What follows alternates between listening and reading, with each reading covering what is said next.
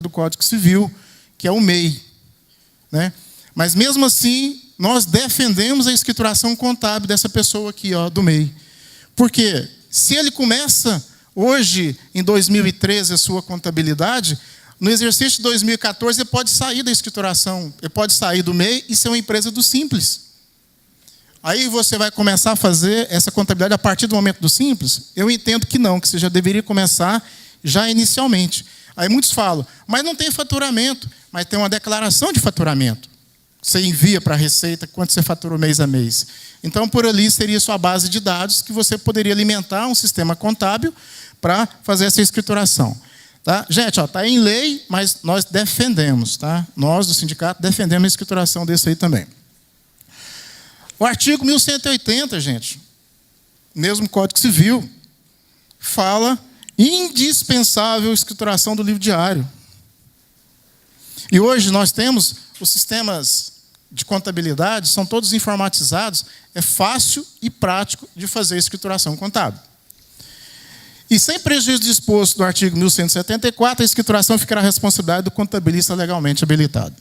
Isso aqui é chover no molhado, né? Aí nós temos a lei de recuperação judicial. Quando seu cliente fala assim, eu estou precisando de fazer uma recuperação judicial, a concordata, né? Para pagar meus débitos tais. O que o juiz faz? O juiz, no primeiro momento da petição, ele exige de você os 3 últimos demonstrativos contábeis. E se não tiver nenhum desses aí? Acaba prejudicando o seu cliente nessa situação. Então, o artigo 51 da 11.101, aí, ó, a petição inicial de recuperação judicial será instruída pela exposição das causas concretas da situação patrimonial do devedor. Aonde você vai buscar essa situação? Nas demonstrações contábeis. Ele pede demonstrações contábeis relativas aos 3 últimos exercícios sociais. E se você não tiver? É instruído e confeccionado com observância da lei societária aplicável. Qual que é a gente aplicava a lei? Obedecer às resoluções do Conselho Federal de Contabilidade. E uma delas é o ITG 1000, que vai ser objeto da demonstração do senhor Everaldo, que ele vem regulamentando como é que você vai fazer a sua escrituração de maneira simplificada. Tá? E também acompanhar o balanço patrimonial, demonstração de resultado, demonstração do último exercício social e o relatório gerencial de fluxo de caixa para a projeção lá da sua recuperação judicial. Agora, a Lei Complementar 123, que é a Lei do Simples Nacional, é só meia hora aqui, tá? Porque vocês estão ávidos aí para entrar na contabilidade, né? Então, a Lei Complementar 123, no seu artigo 27, gente, o que diz? As microempresas e empresas de pequeno porte, opcionalmente, adotar a contabilidade simplificada dos registros e controles das operações realizadas, conforme a regulamentação do Conselho Gestor. Aí o que aconteceu? Não estava regulamentado. Aí o que aconteceu? O Conselho Federal de Contabilidade editou a resolução CFC 1418/2012. Ela é de 5 de dezembro de 2012, voltando a janeiro de 2012. E para quem nem sabe, surpresa para a gente, o balanço patrimonial é feito com 2 colunas. Vocês vão ver na ITG 1000 que você tem que colocar o exercício anterior e o exercício que você está fechando. A DRE também, demonstração de resultado do exercício, também são em 2 colunas. O exercício anterior e o exercício em curso. Isso é uma norma editada pelo Conselho Federal de Contabilidade, do qual vocês devem obedecer. Porque se o fiscal do Conselho for até o seu escritório e constatar que você fez uma coisa desconformes com a nossa legislação, você poderá ser autuado pelo Conselho Regional de Contabilidade, que é o nosso órgão fiscalizador. A resolução 4 é o que a gente chama de elisão fiscal, né? O artigo 6º da resolução 4 Simples Nacional. Considera-se isento do imposto de renda na fonte e na declaração de ajuste do beneficiário, que seria o sócio da empresa, os valores efetivamente pagos ou distribuídos ao seu titular ou sócio da ME ou EPP, optante do Simples, salvo o que eu respondeu, prolabora, aluguel ou serviços prestados. O que vem ser isso aqui, gente?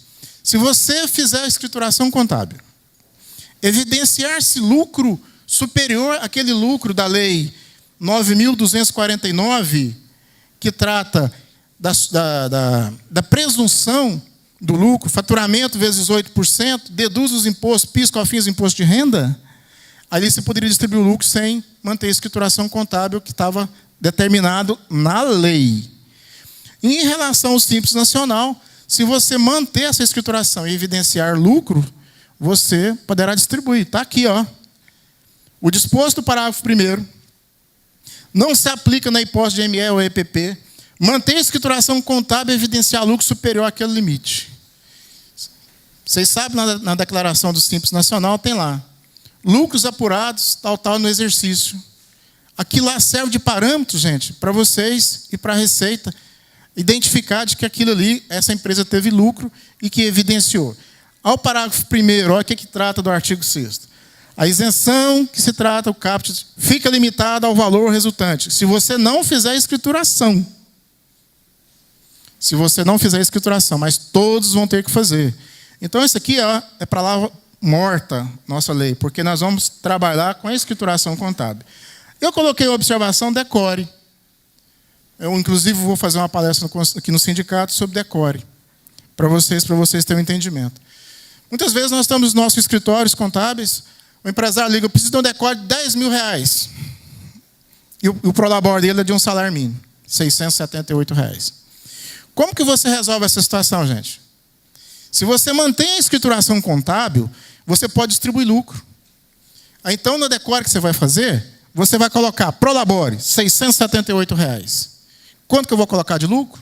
9.200, 300 e poucos reais. Lucro distribuído. Registra isso na sua escrituração contábil, dizendo que você pagou o sócio tal, naquele mês, aquele valor. Evidência que vocês têm que obedecer a lei societária, que você não pode distribuir lucro só para um. Você tem que distribuir lucro para todos, de acordo com a sua participação no capital social. Tá? Gente, se vocês quiserem perguntar, está aberto. Eu tenho meia hora aqui para discutir.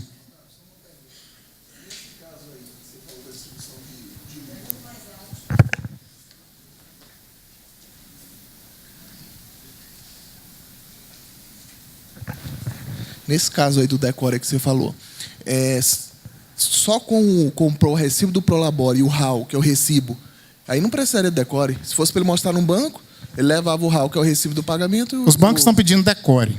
Não adianta. É decore, tem que ser, é o decore. É o único documento instrutivo e você tem que tirar ele dentro da nossa legislação. Aqui trata da decore a resolução do Conselho Federal 1364/2011. E lá nela, implementou uma coisa interessante lá. Quando você fala em Prolabore, ele fala assim, registro no livro diário e comprovante na GFIP. Aí vem distribuição de lucro e escrituração do livro diário. Então, o que você tem que fazer, no caso, quando você fizer essa situação? Você registrou o livro diário na junta comercial, tira cópia do termo de abertura e encerramento e tira uma razão daquelas contas naquele mês que você evidenciou e grampeia na sua decore. E quando ele chegar, ele pega o livro diário e vai olhar.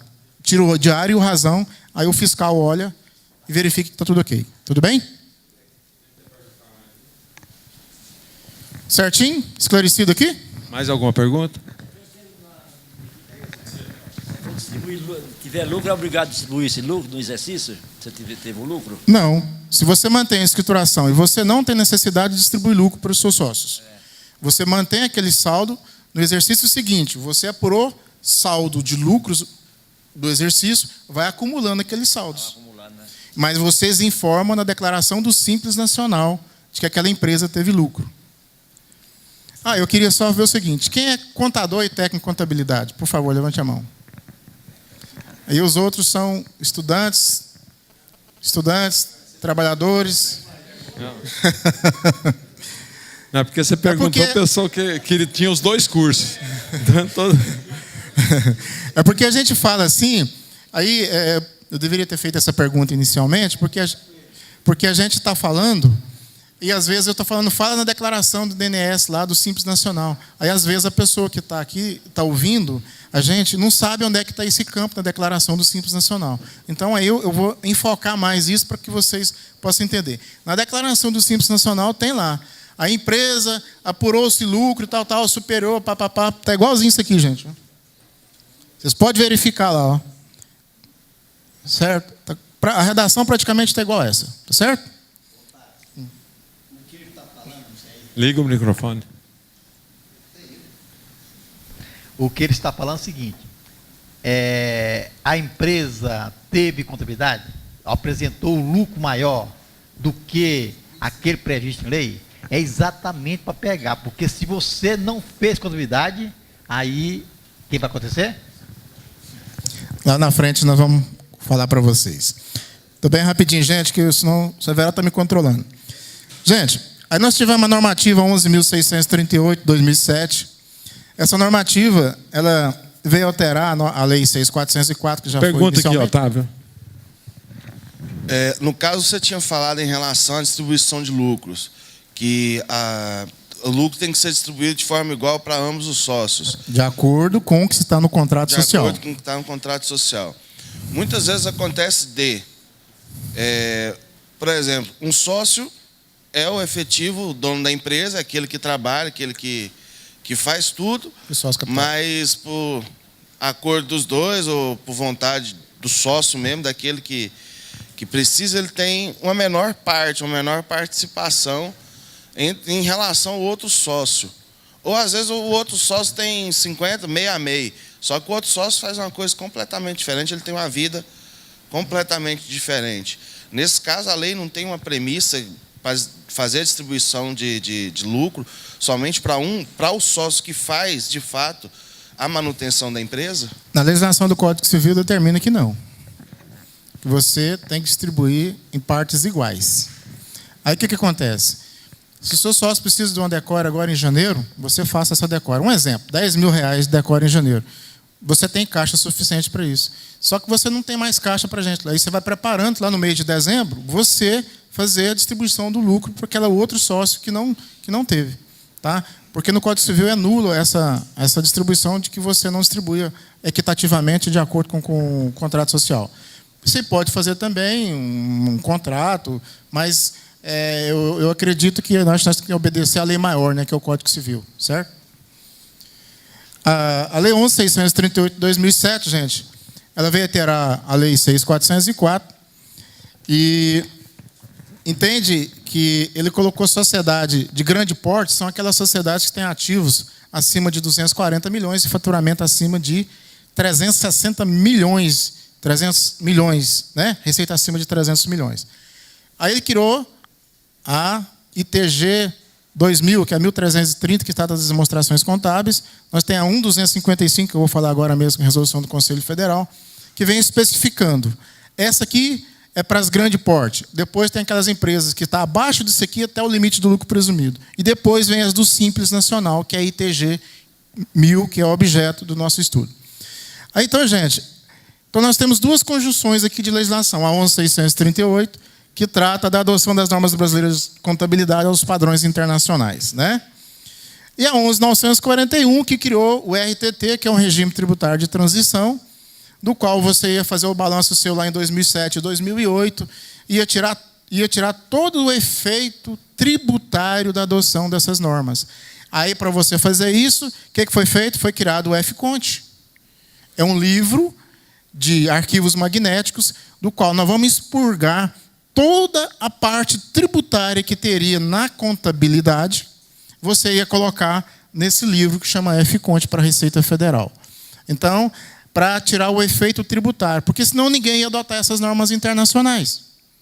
Então, foi criado isso daí, para quem não sabe. E o mesmo, a 11.941, só para enfatizar, ela vem de novo, alterando os artigos da Lei 6.404, do qual foi pedido para que vocês fizessem uma leitura, né? Foi implementado esses artigos 184A, 299, 299A, 299B, outras alterações no 176, até 199, né, Severo? Até 239, se não me engano. E aqui, ó. Aí o Conselho começou a editar as normas para a escrituração contábil das empresas. Aí ele fez esse comunicado técnico da Resolução 1159, de 2009, que fala, tem por objeto orientar os profissionais da contabilidade na execução dos registros e elaboração das demonstrações contábeis. Eu estou falando aqui do CPC. A partir de novas práticas contábeis adotadas no Brasil, em atendimento à Lei 11.638 da adoção das normas internacionais, a Lei 11.941 de 2008, aos pronunciamentos técnicos contábeis, que é o CPC, que foi criado em 2005, as normas brasileiras de contabilidade editadas pelo Conselho Federal de Contabilidade, iniciadas a partir de janeiro de 2008. Gente, presta atenção aqui embaixo. A adoção das práticas contábeis no Brasil, ela vai criar, inclusive, a sociedade sob forma de limitadas, independentemente da sistemática de tributação por elas adotadas. Se é do simples, tem contabilidade. É presumido, tem contabilidade. É lucro real? Mais ainda. E a Resolução 1255, que veio tratar das empresas, médias empresas, que é essa resolução do Conselho Federal de 2009, as demonstrações contábeis das pequenas e médias empresas. Não confunda com Simples Nacional. Quando eu falar microempresa, ME e EPP, eu vou tratar de simples. Esse aqui é pequenas e médias empresas. São obrigadas à escrituração contábil. E nessa resolução, ele vem falando, o objetivo das demonstrações contábeis das pequenas e médias empresas é oferecer informações sobre a posição financeira, o balanço patrimonial, desempenho, o resultado abrangente, que é o resultado abrangente para CAs, o fluxo de caixa. As microempresas não são obrigadas ao fluxo de caixa, vão ver na ITG 1000, tá? Mas o Conselho Federal estimula a fazer o demonstrativo de fluxo de caixa, que é útil para a tomada de decisões, né? O CFC está emitindo em separado esta norma, a aplicação das demonstrações contábeis para fins gerais das empresas de pequeno e médio porte. O conjunto, esse composto por sociedades fechadas e sociedades que não sejam requeridas a fazer prestação pública de suas contas. Então, essa resolução aqui, gente, são para aquelas empresas que pode ser até SA de capital fechado, certo? Desde que dentro do parâmetro daquele faturamento e daquele patrimônio líquido que eu disse anteriormente. Então, ela não faz prestação de contas públicas, ela não publica balanço, ela não transaciona com bolsa de valores. Então, são essas médias e pequenas empresas, essa resolução 1255 do Conselho Federal. E editou a resolução 1330 de 2011, que trata da ITG 2000. Essa ITG 2000, ela tem o objetivo da interpretação e estabelecer critérios e procedimentos para a escrituração. E também falar, gente, da responsabilidade do profissional da contabilidade. O alcance, essa norma, essa interpretação deve ser adotada por todas as entidades, independente da natureza e do porte. Tá? Aí agora vem a resolução 1418, que é a resolução que trata do modelo contábil para as micro e pequenas empresas. Vamos falar aqui do Simples, que é a ITG 1000. Tá certo? Ela vai ser toda hora, o Sr. Everaldo vai falar sobre ela aqui. Tá certo? Essa interpretação é aplicável somente às entidades definidas como microempresa e empresas de pequeno porte. Quais são elas? As empresas do Simples Nacional. Essa que vai ser o nosso foco aqui hoje. Para fins de interpretação desta norma, olha o que vem falando no item 3. Entende-se como microempresa, empresa de pequeno porte, a sociedade empresária, a sociedade simples, a empresa individual de responsabilidade limitada, o empresário, a que se refere à Lei 966. Você está vendo aqui o empresário?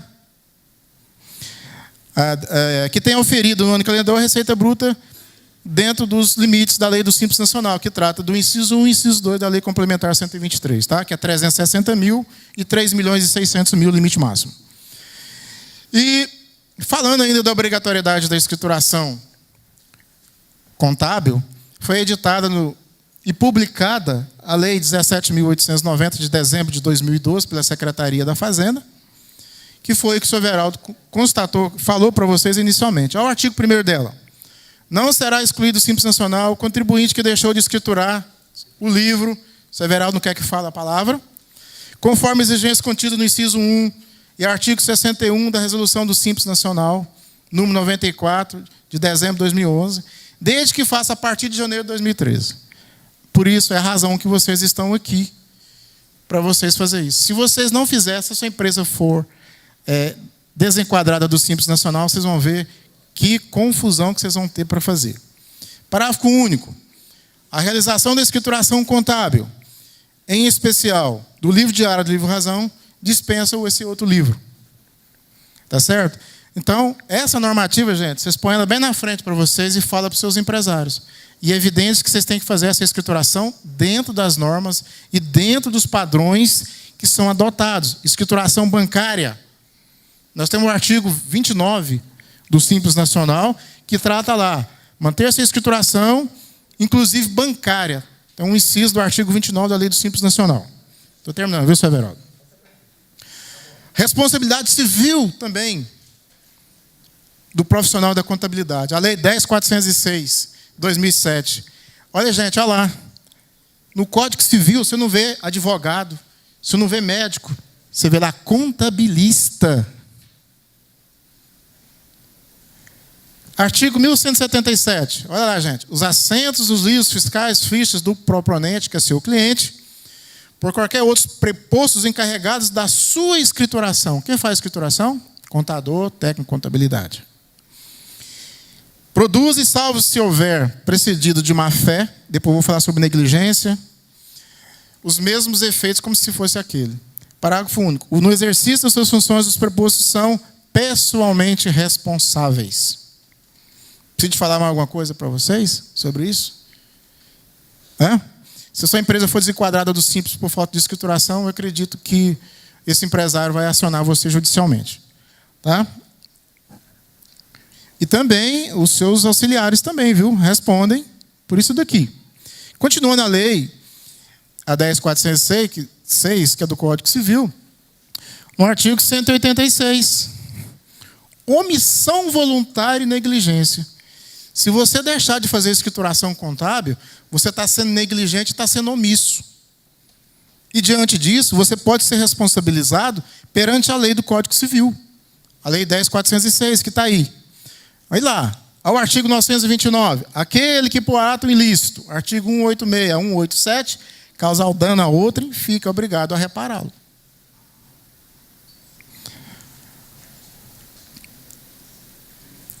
Haverá obrigação de reparação do dano, independente de sua culpa, nos atos, casos específicos da lei, quando a atividade normalmente desenvolvida pelo autor do dano praticado implicar, na sua natureza, risco para direitos de outros. Vocês não trabalham com empresas?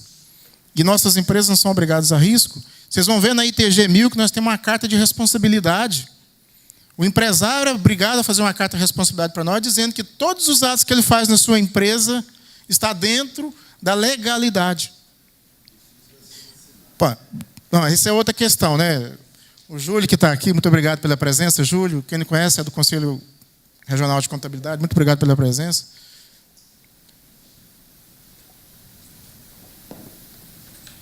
Olha o 942, gente. Os bens do responsável pela ofensa ou violação do direito a outrem ficam sujeitos à reparação do dano causado. Né? Então, quer dizer, seus bens respondem solidariamente por isso e para a reparação do dano. E nós temos o Código Penal, o artigo 299. Omitir em documento público ou particular declarações que nele deveria constar, ou nele inserir ou fazer inserir declaração falsa. Ontem eu estava aqui, apresentei isso para o senhor Everaldo, ele pediu para me colocar isso daqui. Não sei se alguém de vocês faz escrituração fiscal digital. Tem gente que está mandando essa declaração zerada pela Cefaz. E isso, gente, vai dar um problema muito grande para esse contador e para essa empresa. Ele manda zerado e continua tirando nota fiscal eletrônica. O que você está fazendo? Declaração falsa. Na escrituração fiscal digital, de escrituração contábil digital, a FD, tem o nome lá de um profissional. Quem é o contador? Senhor fulano de tal, seu CRC, seu nome, seu endereço, seu telefone. E aí, o que acontece? Pode ser que a Cefaz já te manda o auto direto para você, que ela já tem todos os seus dados. Né? A pena de reclusão, não vamos entrar nisso, porque acho que vocês não estão fazendo isso aqui, né? Ué, gente, que isso aí? Que é isso?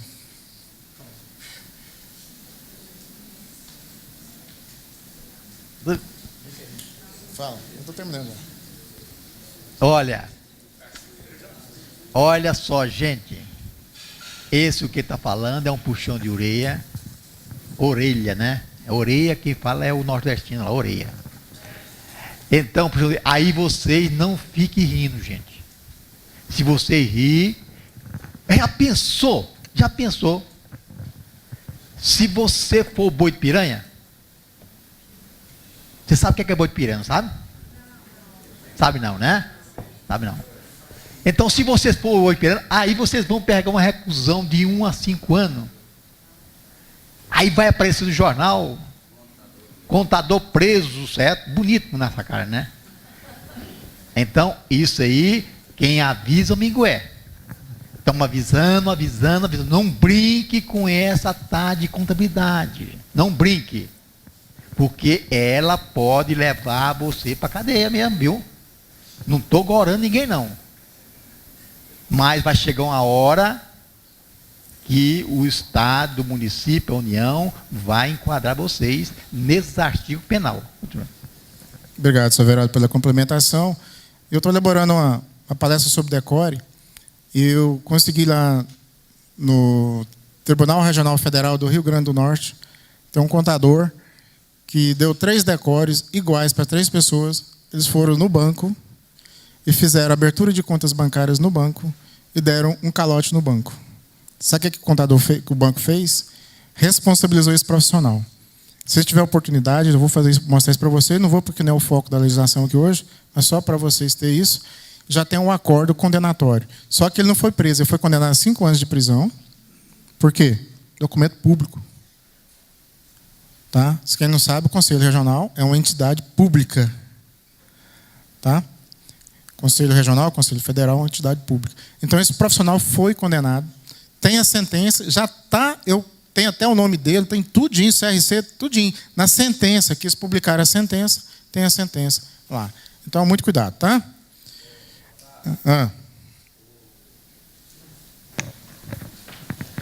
Os colegas, quando for emitir um decor, lembra daquele exemplo lá do parafuso.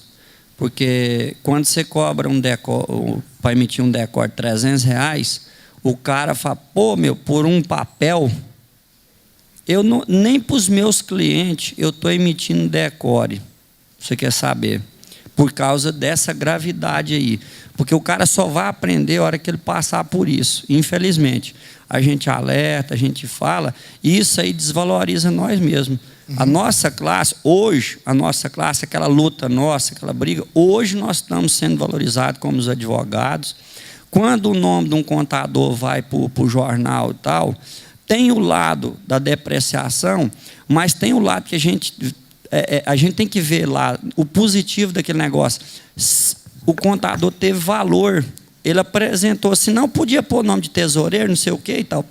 O quê? Para elevar a matéria, né? Para elevar o status da matéria, né? Nós estamos sendo valorizados, mas vamos valorizar para o lado bem da nossa profissão. Um Jetta NVM 0719, é de alguém que está aqui?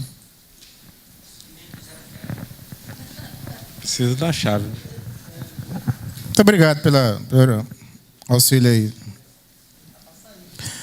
E aí, gente, essa lei aqui é o decreto 4852 de 97, que é o regulamento do ICMS, nossa legislação do ICMS de Goiás. Já estou terminando, senhor Everaldo, 10 minutinhos aqui eu termino, para o senhor já entrar, que o pessoal está ávido para fazer contabilidade, viu, Everaldo? Gente, a gente correu atrás disso daqui, ela foi implementada para a lei 17.519, que ele fala, ó, são solidariamente obrigados ao pagamento do imposto devido. Imposto devido, gente, ó. Imposto devido. Olha o que fez? Aí ele vem elencando várias situações e chegou aqui no inciso 12A. Com o contribuinte, ó, você vai pagar o imposto com o contribuinte, ou com o substituto tributário, ou contabilista. Ué. Nós, na época, o Marcial, lá do Conselho Regional, nós pesquisamos todas as nações de regulamento de ICMS do Brasil inteiro. Só Goiás, gente, colocou isso aqui, ó. Aí nós corremos atrás disso daqui. E fomos até a Assembleia. Nós, que a gente fala, Conselho Regional, sindicatos contabilistas. Aí, o que eles colocaram lá no final? Com o devido processo legal. Isso foi uma salvaguarda para nós, profissionais da área contábil. Eu esqueci de colocar aqui, mas logo abaixo disso aqui tem um parágrafo único dizendo: salvo devido processo legal. Mas o fiscal, quando ele chega na tua empresa, ele já faz o auto de infração e já coloca você como solidário.